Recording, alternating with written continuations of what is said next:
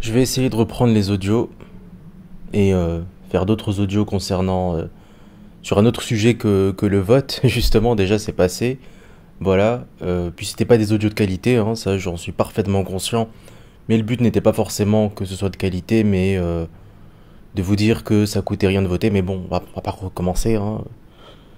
Puis chacun fait ce qu'il veut, hein. Justement, comme je l'ai dit, ben si t'es pas d'accord, y a pas de souci. T'es pas obligé d'être d'accord avec tout ce que je dis. Bref. Je vais parler donc, comme le titre doit l'indiquer, d'appropriation culturelle. Pour expliquer ce que c'est réellement l'appropriation culturelle. En fait, l'appropriation culturelle, c'est quoi? C'est pas de prendre quelque chose. La culture, ça peut être tout et n'importe quoi, hein, donc je vais pas énumérer des choses. L'appropriation culturelle, c'est pas de reprendre quelque chose d'une culture alors que tu n'y appartiens pas. C'est pas ça l'appropriation culturelle, pas du tout. Ça, c'est le contraire en fait. C'est-à-dire que si tu reprends des éléments d'une culture, on va dire, admettons, asiatique, eh bien, les Asiatiques, dont tu as repris la culture, vont être contents. Parce qu'en fait, c'est comme si tu étendais leur territoire. C'est comme si tu étendais leur influence. Si les gens d'un pays parlent la langue d'un pays étranger, ça permet à ce pays étranger de se faire sa place, en fait, dans ce nouveau pays. Ça permet à ce pays étranger d'être moins étranger, en fait. Je vais prendre un exemple. Si, admettons, les gens... on va prendre le Japon. Le fait que les gens, à travers les animes et les mangas, apprécient la culture japonaise, va faire que lorsqu'un japonais va arriver en France, ben, les gens vont tout de suite, en fait... il sera moins étranger, en fait, quelque part. Le fait que les gens apprécient le pays duquel il vient va faire que il sera plus apprécié, il sera bien vu. Donc en fait, c'est au contraire positif. Je rajoute une chose, il y a aussi le fait que les Français vont plus avoir envie d'aller au Japon et donc de consommer japonais, de faire tourner l'économie japonaise, d'apporter de l'énergie, de la force aux Japonais. Le fait que, admettons en France, des gens portent je sais même plus comment ça s'appelle, là, les espèces de kimonos, enfin voilà. Plus une culture est reprise dans un pays étranger, et plus le pays duquel la culture a été prise, le pays ou la nation ou le peuple, eh bien en fait c'est une sorte de domination, en fait, c'est au contraire. Je sais pas si je m'exprime bien, j'ai du mal à bien m'exprimer, mais au contraire, en fait c'est une sorte d'invasion. Si en France les gens parlent arabe, des Français blancs parlent arabe, ben en fait les Arabes sont moins étrangers en France. Si en France il y a de plus en plus de gens qui parlent espagnol, et ben quand un Mexicain arrive en France, il pourra parler espagnol avec les Français, donc en fait il sera moins étranger. Plus les gens vont reprendre les trucs d'une culture étrangère, et plus les gens issus de cette culture étrangère seront les bienvenus, en fait. Et ils seront comme dans leur pays, en fait. Donc ça marche dans l'autre sens, alors que les gens de ce pays étranger qui n'ont pas repris ta culture, ben, quand toi tu vas aller chez eux, tu seras un étranger. Donc en fait, tu seras soumis et eux seront dominants. C'est-à-dire que toi, quand tu vas aller en Mexique, ben, tu seras un Français en fait. Bon, pour la langue, du coup, tu vas pouvoir t'exprimer avec eux, mais eux, ils vont pas forcément adopter Vu qu'ils n'auront pas adopté la culture française, eh ben, ils vont te voir comme un étranger. Alors que dans l'autre sens, non. Donc en fait, ça marche exactement dans l'autre sens. Mais je précise que l'appropriation culturelle, ça existe, bien sûr que ça peut exister. C'est quoi l'appropriation culturelle? C'est si tu reprends un truc d'une autre culture et que tu dis que ça appartient à ta culture à toi. C'est-à-dire que je vais prendre un exemple. Il y a le Maroc et l'Algérie. Eh bien, par exemple, le couscous. Eh bien, il y a des Algériens qui vont dire que le couscous vient d'Algérie. Alors que, dans la tête des Marocains, le couscous vient du Maroc. Donc, si admettons que le couscous vient du Maroc, parce que j'ai pas envie forcément de me prononcer, moi-même je ne sais pas. Mais à mon avis, oui, ça vient du Maroc, mais après je ne peux pas en être sûr à 100%. Bref, faudrait vraiment faire des recherches historiques. Ben, ben du coup, si le couscous vient véritablement du Maroc et que les Algériens reprennent cette recette de cuisine pour dire que ça vient de leur pays à eux et que c'est algérien et non pas marocain, eh bien nous pouvons les accuser d'appropriation culturelle. À tort ou à raison. C'est ça l'appropriation culturelle. C'est si tu reprends quelque chose d'une autre culture et que tu dis que c'est à toi, que ça appartient à ta culture à toi.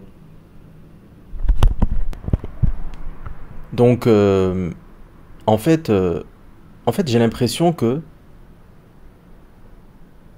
quand je les entends crier à l'appropriation culturelle à tout va, j'ai l'impression de voir en fait ces petits enfants qui ont 5-6 ans ou peut-être moins et qui sont là en fait leur maman en fait admettons ils ont un chocolat et leur maman parfois pour rire va leur dire passe-moi un peu ou leur papa.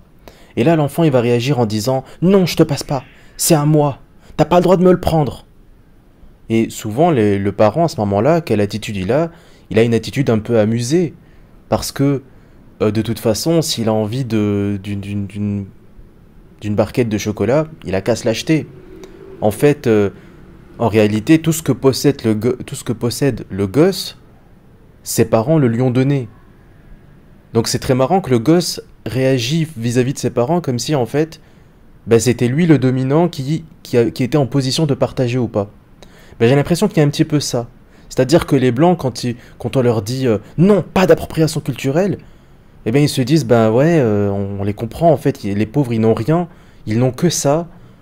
Donc en fait, vu qu'ils n'ont que ça à partager, eh bien ils le partagent pas. Ils disent non, c'est à nous.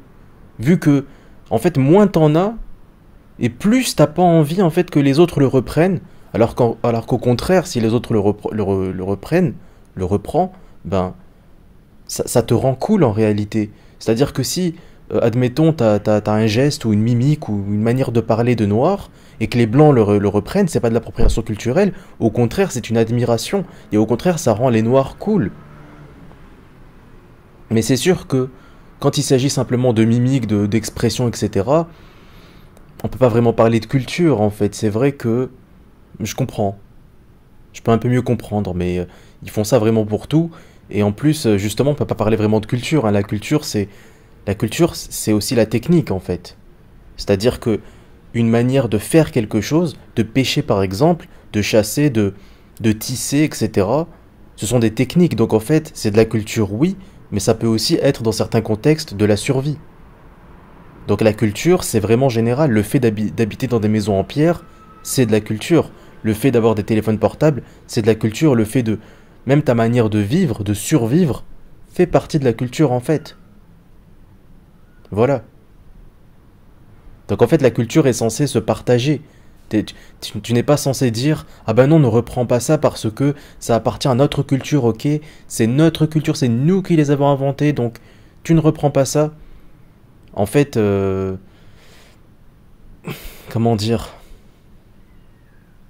Ben en fait, si le monde entier partageait la même culture, si le monde entier parlait la même langue, partageait la même culture, on ne serait plus étranger. Il ne resterait plus que le phénotype, la couleur de peau et l'ethnie pour nous départager, mais à part ça, on aurait tous les mêmes références, donc on pourrait tous communiquer de la même façon. Si tu rencontres un Chinois, c'est pas la barrière, elle n'est pas uniquement au niveau de la langue, elle est aussi au niveau de la manière de penser. Il voit pas le monde de la même façon, il n'a pas les mêmes références culturelles que toi, donc tu vas lui parler d'une chose, il va pas comprendre de quoi tu parles. Quand il va vouloir se référer à quelque chose qui fait peur ou qui fait rire ou de très positif qui lui apporte la joie, il ne va pas penser aux mêmes choses que toi. C'est ça la culture en fait. La culture se partage. Et la richesse de la culture, c'est que justement, elle peut être transmise. Enfin, je sais pas si c'est ça la richesse de la culture, mais voilà. Euh, En fait, tu peux pas en fait cloisonner la culture de cette façon. C'est pas très logique. En réalité. En réalité, si les gens ne s'habillent pas comme des noirs, vous savez, les espèces d'habits très colorés, c'est parce que ça fait pas partie de leur culture. Mais s'ils le faisaient, à quel moment les noirs sont censés dire non, ne fais pas ça? C'est pas logique, parce que, au contraire, ça vous rapproche, en fait. Au contraire. Mais bon. Bref. En tout cas, l'appropriation culturelle, c'est de prendre un élément de la culture et de dire c'est à moi, ça appartient à notre culture, à nous. C'est nous qui l'avons inventé, c'est nous qui l'avons fait. Voilà. Donc c'est vrai que peut-être avec le temps, on risque d'oublier l'origine de la chose. Je peux comprendre d'un côté, mais en fait la culture rassemble. Donc en fait on peut le voir de cette autre manière, de cette autre manière-là. Et si vous voulez qu'il n'y ait pas d'appropriation culturelle, vous restez dans vos pays, hein. Vous les quittez pas. Voilà. Parce que sinon c'est la nature humaine de vouloir reprendre ce qui est pratique, de vouloir en fait varier, de vouloir changer, de vouloir tester de nouveaux trucs, de nouvelles décorations et tout. C'est la nature humaine, hein. Vous pouvez pas en fait cloisonner les choses. Au contraire, c'est ça le séparatisme, c'est ça finalement ce que vous appelez la ségrégation, le séparatisme, le fait que chacun reste dans son coin. Ben finalement c'est ça, c'est dire non, c'est mon repas, ok? Tu n'as pas le droit de cuisiner la même chose. Non, c'est ma manière à moi de m'habiller. T'as pas le droit de t'habiller de pareil. Non, cette expression, c'est les gens de notre culture. Mais au contraire, dans ce cas-là, vous restez dans vos pays, hein. Vous ne voyagez pas parce que quand vous voyagez, vous quittez vos pays et que vous allez dans un autre pays, vous empruntez à la culture de ce pays puisque vous habitez dans ce pays en lui-même. Vous habitez dans des maisons françaises, vous mangez la nourriture des Français, vous, vous prenez le soleil des Français, donc c'est de la culture ça en fait, hein. Les arbres, ce sont des arbres de Français, donc en fait vous quittez pas vos pays si vous voulez ne pas faire d'appropriation culturelle. Petite astuce. Maintenant, moi je pense que cette hystérie n'est pas justifiée. Bref, allez. Merci de votre écoute. Salut, ciao.